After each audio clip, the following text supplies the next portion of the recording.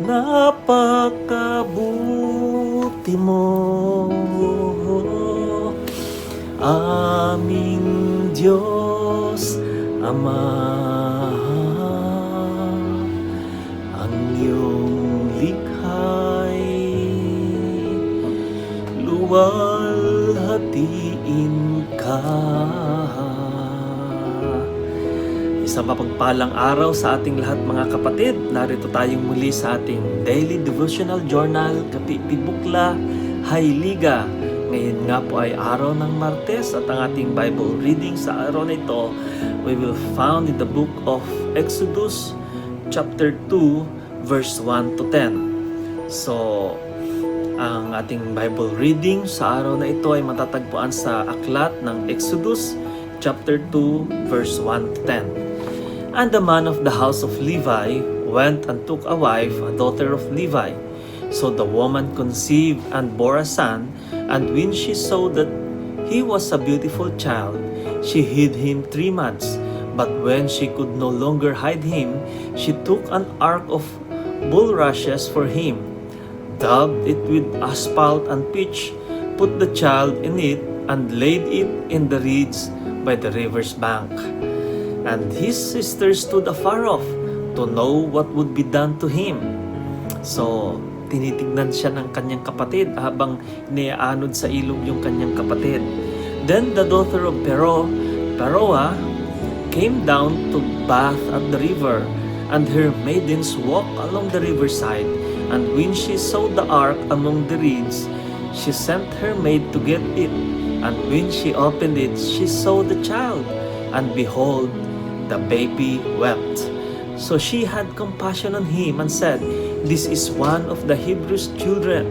So alam ng anak ng Pero na anak ng Hebreo yung batang ito.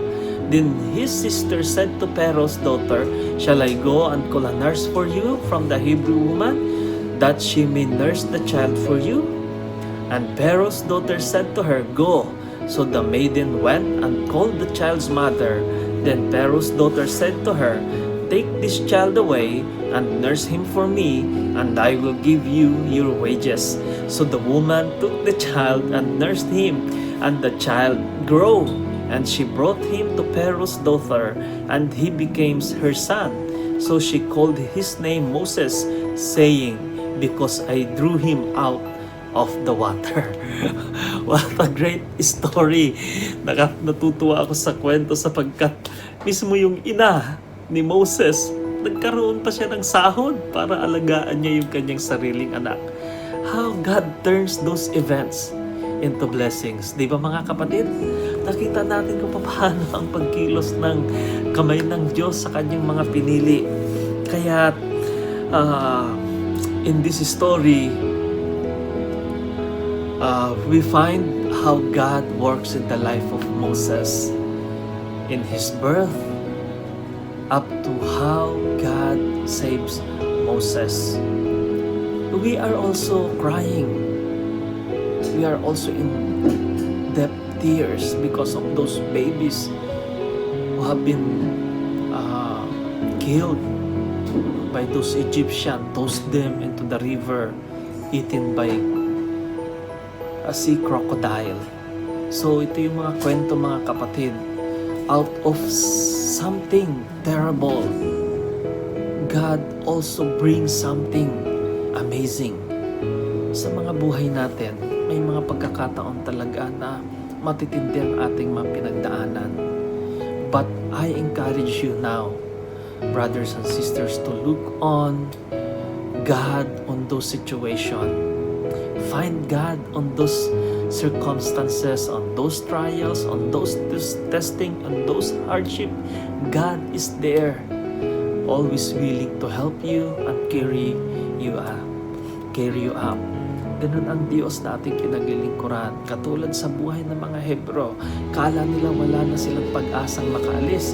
But wait, God said, it will take 80 years for this man whom I saved since birth. Moses was drawn from the water. 40 years si Moses nung siya ay nakapatay ng Egyptian. So natuto na siya ng lahat ng bagay. Nung nakita niya pinapahirapan ng isang Hebrew, nagalit siya. Kaya't napatay niya yung bumubugbog sa kapwa niya Hebrew at siya'y tumakas.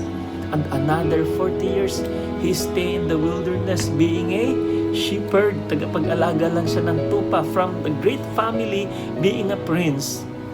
He ran away because of murder.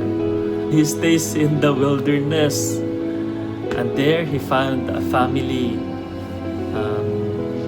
His wife is Sipura and he has 2 children according to the Bible. And his father-in-law was Jethro. Doon po muling nagpakita ang Diyos sa kanya sapagkat hindi pa tapos ang Diyos. God dealt wisely with Moses to remove his pride out of another 40 years in the wilderness being a shepherd. That's why when time comes, Moses is ready enough. God called him, Moses, Moses, come near to me.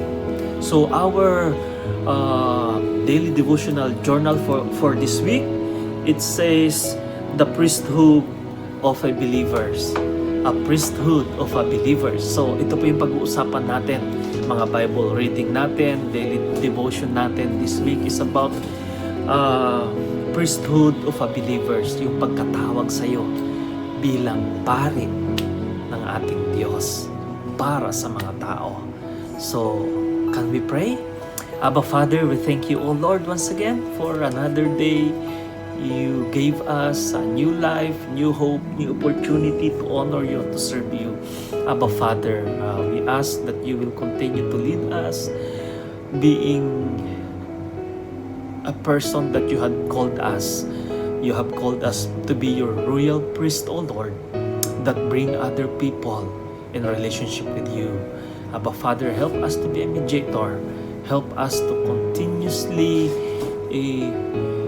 pray to one another because you have called us to be an intercessors, to pray your will and your kingdom manifest in our midst. Abba Father, I pray thee, O Lord, also those who are watching and viewing this video, bless their life, help them in every situation. Show them, O Lord, your mighty hands in every situation at works for favor on them.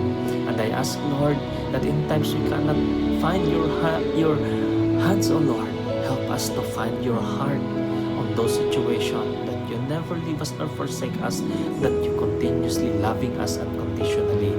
I pray that salvation upon salvation will come to each family that are watching and viewing this video. In the mighty name of your Son, Jesus Christ, I pray. Amen. So thank you for tuning in. Salamat sa pakikinig muli sa ating daily devotional journal. Kita ulit tayo bukas. God bless you all.